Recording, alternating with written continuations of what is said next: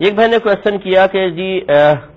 یہ ہم نے کئی دفعہ اس طرح کے پروگرام سنے ہیں کہ اگر عورت مزار پر جانے کے یا قبور پر جانے کے ارادے سے گھر سے باہر نکلے تو اس پر لعنت نازل ہوتی ہیں. تو پھر یہ جو مزارات میں عورتوں کے علیحدہ احاطے بنائے ہوئے ہیں یہ کیوں بنائے ہوئے ہیں؟ جبکہ وہ باہر نکلتے اس پہ لعنت پڑے گی تو پھر ان بنانے والے بھی تو یقینی سی بات ہے کہ صاحب علم ہوں گے، انہوں نے کیوں بنایا؟ دیکھیے بڑی معذرت کے ساتھ میں گزارش کرتا ہوں کہ اصل میں بیان کرنے والے بسا اوقات ادھورا بیان کرتے ہیں، ایک پہلو لے لیتے ہیں دوسرے پہلو کو چھوڑ دیتے ہیں. میں دائرہ ادب میں رہ کے پوچھتا ہوں، یہ بتائیے کہ نبی کریم صلی اللہ علیہ وسلم کے مزار پر انوار پر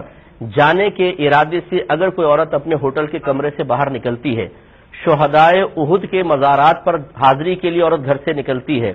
جنت البقیع کے قبرستان کی زیارت کے لیے گھر سے نکلتی ہے، مکے میں جنت المعلا قبرستان کے جو مردے ہیں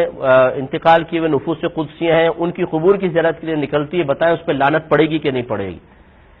اب آپ اگر کہیں گے کہ لعنت پڑے گی تو یہ تو بڑا خطرناک مسئلہ ہو جائے گا. آپ کہیں گے کہ نہیں اس پہ لعنت نہیں پڑے گی، تو کیوں عام قبر پہ جائے تو لعنت پڑے اور ان پر جائے تو لعنت نہ پڑے؟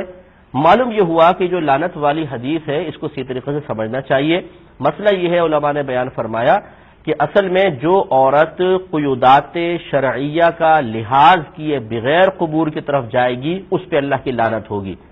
قیودات شرعیہ کیا ہو سکتی ہیں؟ مثال کے طور پہ بغیر محرم کے باہر نکلنا، بے پردہ نکلنا، ایسے مقام پر جانا جہاں مردوں عورتوں کا اختلاط ہو، یا راستہ پرامن نہ ہو، فتنے باز لوگ ہوں، یا جن قبور پہ وہ جاری ہے قبرستان وہاں پر فتنے کا اندیشہ، اس کی عزت کا مسئلہ ہو سکتا ہے، لوٹنے کا اندیشہ ہو سکتا ہے، پیسے سے لوٹ لیں گے، ایسا کوئی مقام ہو تو پھر یہ عورت کے لیے ایک وعید ہو سکتی ہے. ورنہ تو آپ خود دیکھیے کہ نبی کریم صلی اللہ علیہ وسلم کے جتنے بھی فرمان ہیں اگر آپ نے اس میں مرد عورت کی الگ الگ تخصیص نہیں کی ہے تو یاد رکھیں وہ دونوں کے لیے ہوں گے. چنانچہ رحمت کونین صلی اللہ علیہ وسلم ارشاد فرماتے ہیں کہ پہلے میں نے تمہیں قبور کی زیارت سے روکا تھا، اب میں تمہیں کہتا ہوں کہ تم قبروں کی زیارت کرو تاکہ اس سے نصیحت اور عبرت حاصل ہو.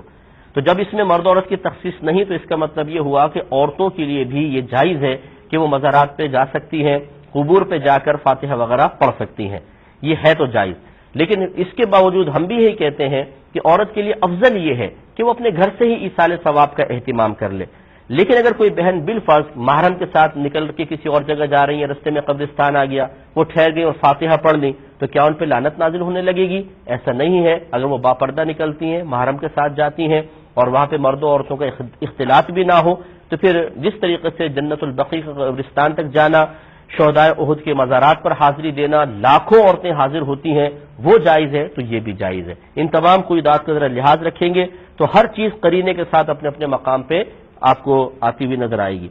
تو انہوں نے جو اگلا کوشچن کیا تو کیا عورتوں کے لیے عبرت نہیں ہونی چاہیے، تو اس کا جواب بھی اس میں آ گیا کہ ہونی چاہیے. بہتر یہ ہے کہ وہ گھر سے پڑھیں، کیونکہ گھر سے ہی ایصال ثواب کر لیں یا فاتحہ وغیرہ پڑھ لیں، دعا وغیرہ کر لیں. کہ باہر نکلنا عموماً فتنے کا باعث بنتا ہے، لیکن اگر وہ قیودات شرعیہ کے ساتھ جاتی بھی ہیں تو گنجائش نکل سکتی ہے.